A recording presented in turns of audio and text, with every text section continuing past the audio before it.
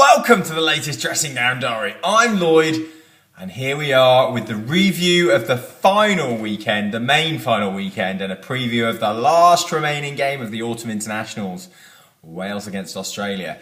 So let's have a look back at what happened. You may recall that the Dressing Gown Diary predicted to back Scotland on the handicap bet against Australia. With a weakened Australia team, the markets were going 10 points. It was a lot closer than that. Australia did, however, just have enough to get over Scotland, and it's probably a good indication of where Scotland are as a team. Friday night, Wales smashed aside Tonga with their second team. Well, actually, they didn't really. It was really tight, mainly due, in fact, to James Hook being way too deep. He was taking the ball about 15-20 metres behind. Those of you who watch the Dressing Gown Diary know that I'm very frustrated with 10s that take the ball deep. Owen Farrell is one of those guys. He takes it way too far back. What else did we see? Well, the big game was on Sunday, wasn't it? What an epic. Ireland really showed up, didn't they? They were aggressive at the breakground, they tackled hard, they went down the channels, they produced turnovers, they produced tries. They did what actually the Southern Hemisphere teams hadn't experienced before. They really got up and in their face. The tries as well, it's something the Northern Hemisphere teams hadn't really managed. They were through passages of play, a build-up of pressure, and it told.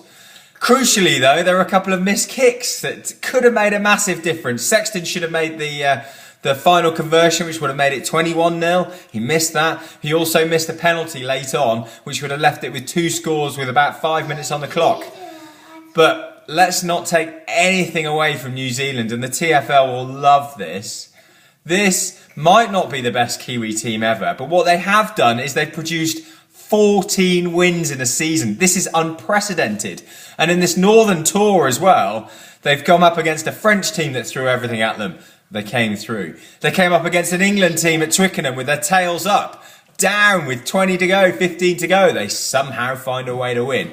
And they left the best till last. Against Ireland, there were 30 seconds on the clock. They get a penalty on their own 10. They're 5 down. That wasn't the end of the drama. Go through passage of play. Great offload from Dane Cole. Over we go. Try time. It's left for Cruden to kick the points. An illegal charge down from Ireland, so he has to retake it. Knocks it over. Unbeaten season. You know, congratulations to New Zealand for this. It's a great performance to go through. So the final game of the whole series, for me, is the most important. This is where the heart lies. This is Australia against Wales. Wales have lost the last 8 games. 4 of those have been by less than 3 points. The margins are so small. We're talking last kicks of the game. We're talking, December last year, it was the last move of the game. Kurtley Beale goes over in the corner for the winning try. Can Wales get up against Australia? Yes, I do think they can. They've got the strongest team they can have out. They've got they're missing 3 players, which are crucial players. They're missing Jonathan Davis, Jamie Roberts, and Adam Jones. Those are probably 3 exponents of some of the best players in the world in their position, so any team's going to miss them. Do Wales have enough? They've got Dan Biggar at 10. I'm very excited about this. This is where they will play on the gay line. They will release the back 3. Cuthbert's back. Wales have got tries in them. They can beat Australia up front. Everyone in the Northern Hemisphere thinks they can do that, but this is an Australian team that's struggled. They've had players suspended, written off, blah, blah, blah. My prediction, the Dressing Gown Diary prediction, you heard it here first. We are going for a Welsh win by 10 points. Get your money on. Now, as the last thing, Freddie wants to say a few words. What do you want to say, Freddie? Say hello. Hello. And say Wales. Wales. There we go. Freddie knows it's all about Wales, but for now, this is the Dressing Gown Diary. Enjoy your weekend. Thank you.